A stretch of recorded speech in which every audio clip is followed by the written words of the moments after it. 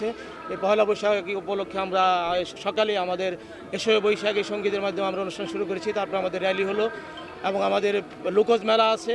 পরবর্তীতে আমাদের সম্মিলিত সাংস্কৃতিক জোট কর্তৃক একটি 7 দিনব্যাপী একটি মেলা আছে। এই পহেলা বৈশাখ আসলে আমরা জেগে উঠি, আমাদের সকলের ভিতরে যে বিদ্বেষ সব কিছু বলে আমরা নতুনভাবে জেগে উঠতে চাই।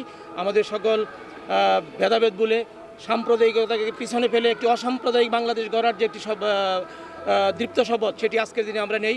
আমরা সকল অপশক্তিকে পরাজিত করে একটি নতুন বাংলাদেশ গড়ার লক্ষ্যে মুক্তিযুদ্ধের চেতনায় একটি অসাম্প্রদায়িক বাংলাদেশ গড়ব। আজকের এই দিনে আমার মনে হয় প্রত্যেকটি মানুষের এই বাসনা।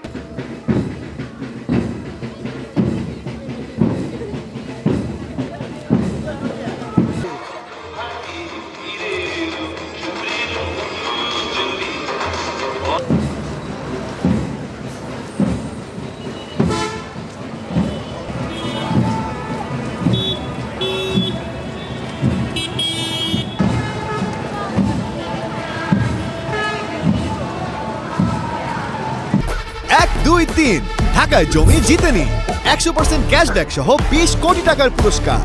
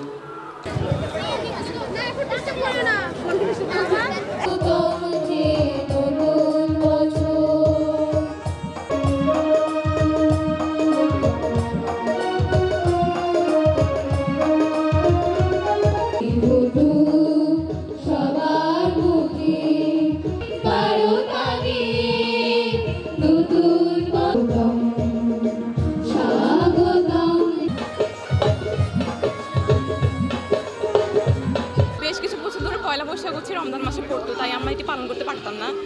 এবছর আমরা ঈদের আনন্দের সঙ্গে পয়লা বৈশাখের নতুন আনন্দ যোগ হলো, তাই আমরা খুবই উপভোগ করছি। ধন্যবাদ। একটি প্রাচীন ঐতিহাসিক জেলা, এই জেলার শিল্প সংস্কৃতিতে দীর্ঘদিন থেকে কাজ করে যাচ্ছে। আমরা নোয়াখালীর নাট্যশিল্পীরা সবাই ঐক্যবদ্ধ এবং সাংস্কৃতিক অঙ্গনে আমাদের পদচারণা। ইনশাল্লাহ আমরা নাটক নিয়ে নোয়াখালীকে অনেক দূর এগিয়ে নিয়েছি। মানে অনেক বছর পর হচ্ছে পয়লা বৈশাখ পাইছি, তার পাশাপাশি ঈদের ছুটি, ঈদের একটা আনন্দ, তার মধ্যে পয়লা বৈশাখে যে আমাদের বাঙালিদের যে আনন্দটা, সেটা মানে দুইটা মিলিয়ে আমাদের খুবই ভালো লাগছে। আমেজ না কাটতেই পহেলা বৈশাখ চলে আসছে। এই যে আমার হাতের মেহেদি এখনো উঠে নাই। সো আমাদের স্কুল থেকে হচ্ছে যে আমাদেরকে পহেলা বৈশাখে র্যালিতে নেওয়া হয়েছে, এরপর ওখান থেকে আমরা র্যালি করেছি, সেখান থেকে আমাদেরকে এখানে এনেছে। খুবই ভালো লাগছে সব মিলিয়ে।